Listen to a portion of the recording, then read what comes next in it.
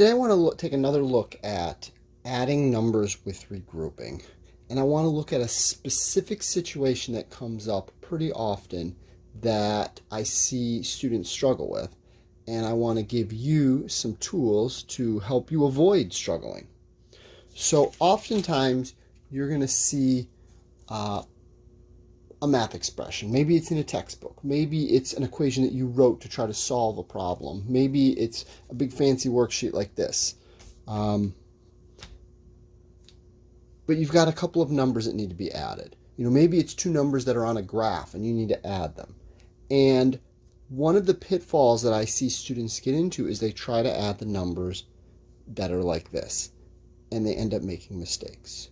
So one of the things I want to encourage you to do is, especially when you're still learning and you still haven't completely mastered this, and I think sometimes students want to think that they've mastered it more than they actually have, and they push themselves to try to prove it. But when you have an equation like this, and it's written horizontally, or you have two numbers, take just a minute of your time and set up a vertical equation, because you know how to do these vertical equations. You've got the skills to do it. You know about the hundreds place, the tens place, and the ones place. And if you set it up in such a fashion, I think you're going to be more successful. So in our example here, we have 364 plus 275. And now we can add these numbers. And we know that we're going to start with the ones place here. 4 plus 5 is 9. 6 plus 7, that's 13. 13 tens is 3 tens. And we can take the other 10 tens and make them into 100. And then our hundreds, we have 1 plus 3 plus 2. Well, 1 plus 2 is 3. 3 plus 3 is 6. 639. We can find that sum pretty easily. So by putting it instead of horizontal but vertical, you're going to have an easier time doing it. Now, something else that comes up, and this is the one that really I see a ton of mistakes on.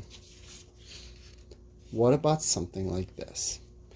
And what I will see students do, I'm going to do it the way I see the mistakes happening is I see students write 645, 98, and then they start adding, and they get a 5 and a 2, and 1 and 6.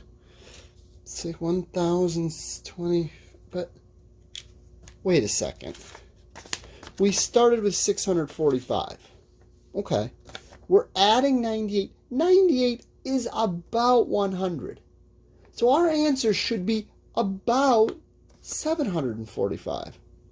But here's suddenly, we're getting something in the thousands. Hopefully, if you're sitting at home watching this video, you can spot the very obvious thing that I did wrong. But that doesn't mean I don't see students do this all the time. I've done this before. And once again, let's take the time to set this up. Let's draw our columns. And I think when you draw these columns, and specifically when you talk about your hundreds, your tens, and your ones, it starts to be a little more obvious. Our first number here is 645. 6 hundreds, 4 tens, 5 ones. 6 hundreds, 4 tens, 5 ones. Our next number is 98. 98 is 9 tens and 8 ones. 9 tens and 8 ones. We've got to make sure these ones are lined up. These tens are lined up. There's 0 hundreds here. We don't have to write the 0, but we know that if there's nothing there, it's 0. So now, 5 plus 8, I know that one to be 13. 13 ones is the same as 3 ones and 1 10. 1 plus 9, I know that's 10, plus 4 more is 14. Again, that's 4 tens and 100. And I have 743. Remember what I said a little bit ago? Our answer should be pretty close to 745, 743. Because we lined things up properly. Let's do one more of these. And another great example.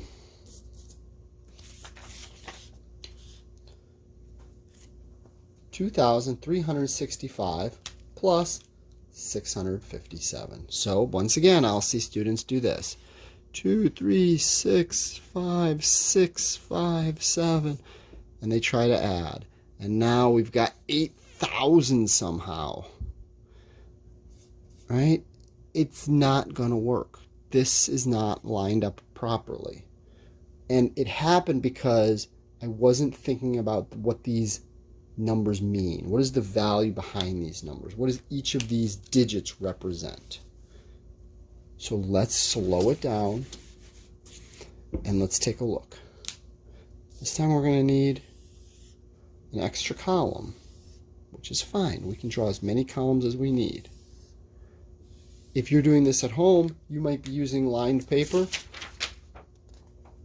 Look how many columns you got on that paper. You can write 20-digit numbers on that paper. Just use the columns. They're already written for you. Take advantage of them.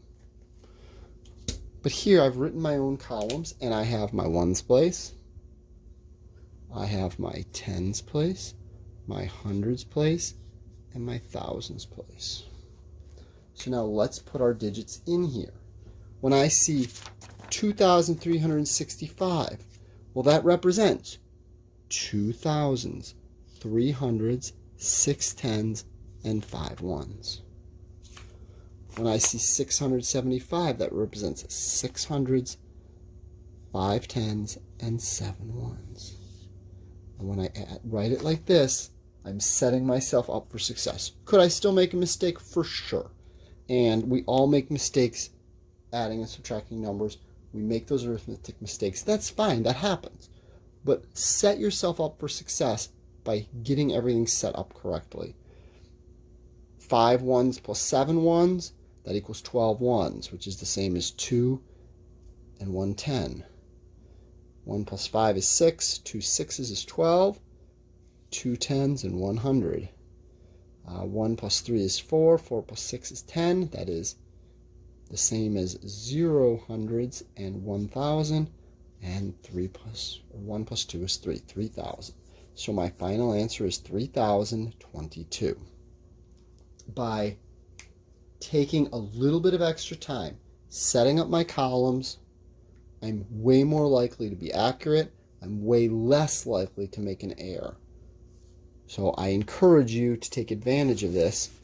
Take your time and get it right.